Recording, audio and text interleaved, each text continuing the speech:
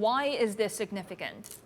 Well, it will affect a number of administration officials whose testimony has been sought by Congress. The judge said that these officials do not have blanket immunity and that the White House cannot claim any sort of absolute privilege to prevent them from testifying. Now, importantly, the judge did say that they can invoke executive privilege, which covers confidential advice giving between the president and his aides.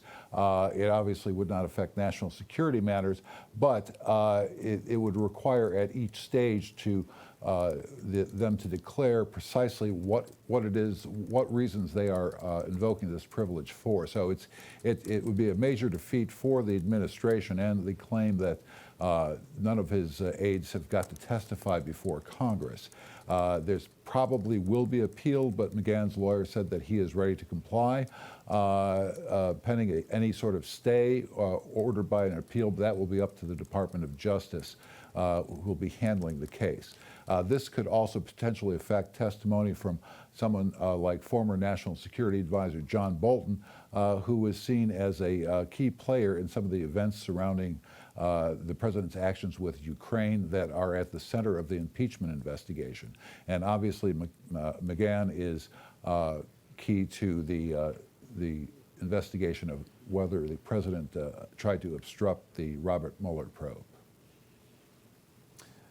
Joe, as you mentioned, the president was keen to see McGahn protected by presidential immunity, and the Democrats equally keen to have him testify. So what does he know that could be so interesting? What are we expecting to hear from Don McGahn?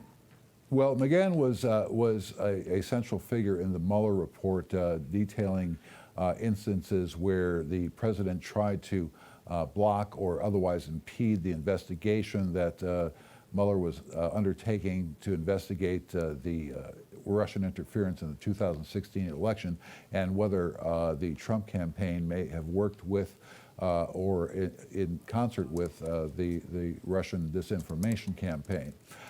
So this is one of the key pieces of the impeachment inquiry. But again, the other effect may be on some other witnesses that Congress has been eager to hear from, such as Bolton, Secretary of State Michael Pompeo, and others. And they could fill in a few of the blanks that the Democrats say that they have been unable to get some of the firsthand witnesses to actions within the White House. And in fact, one of the complaints from Trump and Republicans has been that the Democrats have relied in some cases on secondhand testimony.